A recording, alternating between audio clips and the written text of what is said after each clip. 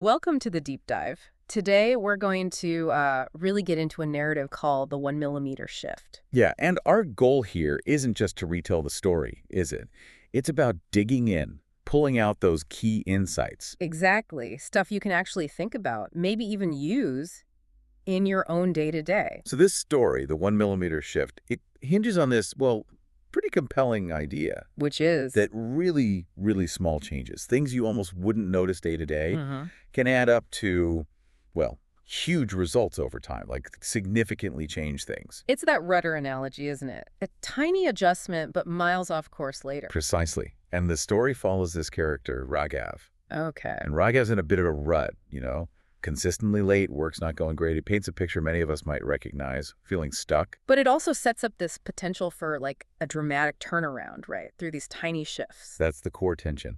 Let's dive into his routine. Okay, so mornings, it sounds like a classic struggle. The alarm goes off. And the snooze button wins every time, almost. We've all been there. And for him, it leads to rushing, missing the train. Showing up late for his job, he's a coder. And, crucially, it's hitting his performance reviews negatively. So that one small habit, hitting snooze, is actually having this big knock-on effect. Yeah, it's a chain reaction. The story really highlights how those little decisions compound. A few extra minutes sleep seems harmless, but It leads to bigger problems down the line. Fascinating. then comes the turning point, the catalyst. Ah, the dead alarm clock. Right, completely dies on him. He massively oversleeps, misses a key client call, Ouch. and gets the dreaded final warning from his boss. Okay, so crisis mode. That often forces a change, doesn't it? It really does, and it's in that stressful moment that this quote hits him. Which one? Small hinges swing big doors. I like that. Simple, but very visual. Captures the whole idea perfectly. Totally. And that sparks him to create his own system. He calls it the 1 millimeter rule. Not about huge life overhauls, then. No, exactly the opposite. It's all about these, micro commitments. Tiny things. Okay, like what? Let's get specific. First, his wake-up trigger. He physically moves his phone, puts it across the room. Ah, so he has to get out of bed to turn the alarm off. Clever. It disrupts that automatic snooze reflex. It just adds that tiny bit of friction. Very practical. Okay, what else? Then there's the 2-minute miracle. Sounds dramatic for 2 minutes. Well, the idea is as soon as he's up, just 2 minutes of push-ups or stretching, something physical. Seems small. That's the point. The barrier is incredibly low. 2 minutes feels doable even when you're groggy. Right, but doing it consistently. Builds momentum. It's a small win right at the start, sets a positive tone. Okay, got it. Next. First frog breakfast. Eat the frog, I know that one. Tackle the worst task first. Pretty much. Each evening, he identifies one task he's been avoiding, something a bit unpleasant, We all have those. and he commits to getting it done before 10 a.m. the next day. So it stops weighing on him all day, builds discipline. Exactly. Frees up mental space. Reduces that background hum of procrastination stress. Makes sense. And the last one, digital sunset.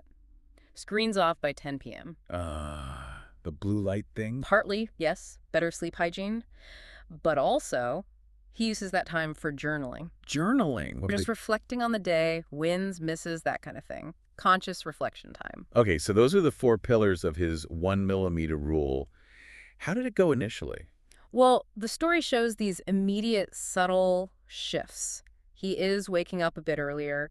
He's doing a few push-ups. Getting those emails cleared? Yep, tackling that frog. And he describes feeling lighter. Interesting. That Yeah. quick psychological boost from just small actions. It's that feeling of being in control, even in a small way. Builds self-efficacy. And then over a few weeks? Things start to, well, escalate. The number of push-ups goes up. He's not just doing tasks, he's finishing work ahead of time. Getting noticed. Getting positive feedback, yeah. Hmm. Colleagues start commenting. It shows how those tiny actions really do start adding up in noticeable ways. Okay, fast forward 6 months. The story calls it the compound miracle. What happened? This is where it gets really significant. Tangible results. Health-wise, he lost 6 kilos. His resting heart rate improved. Wow, okay. Just from those small daily habits? Apparently so. Yeah. And career-wise. Promotion to module lead. Seriously, that's a big jump. It is. And internally, his journal entries show a real shift.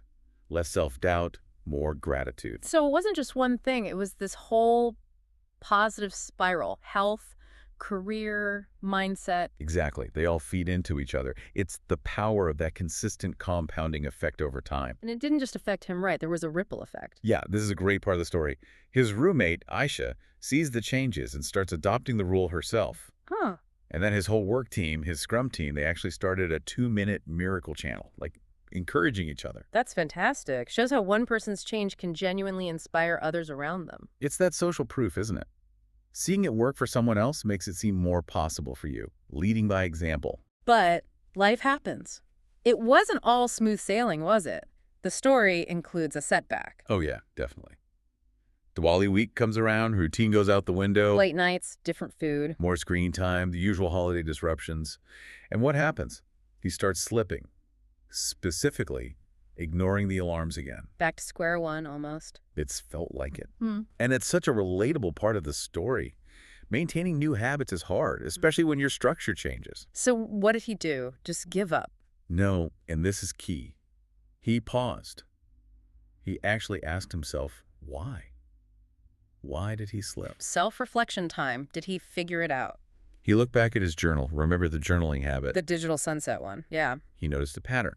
Every time he relapsed for the morning alarm, it happened after he'd skipped the bedtime journaling the night before. So skipping the reflection was maybe the trigger. That's insightful. It really highlights the value of tracking, even simply. Yeah. He spotted a correlation he might have otherwise missed. So identifying the trigger helped him develop a plan. Yes.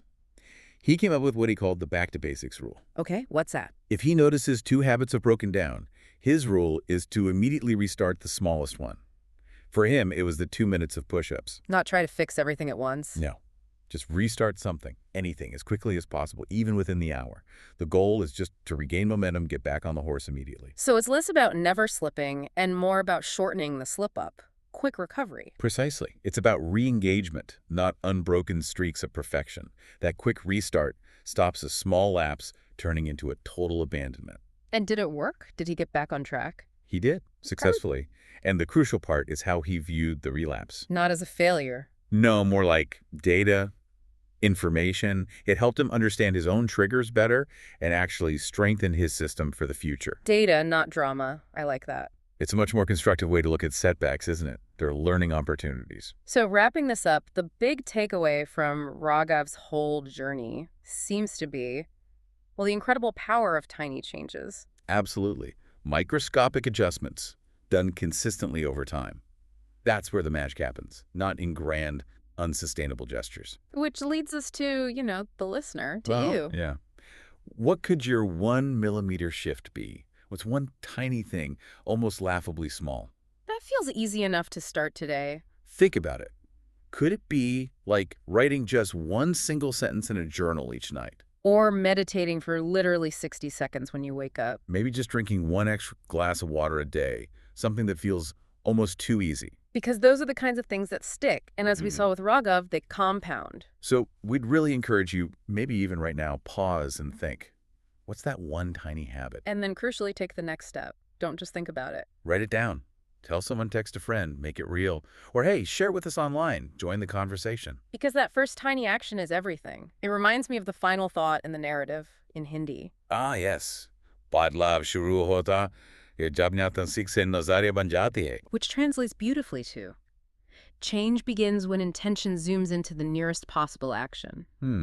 It's about making that intention concrete, making that immediate tiny step. Couldn't say it better myself. Thanks for diving deep with us today.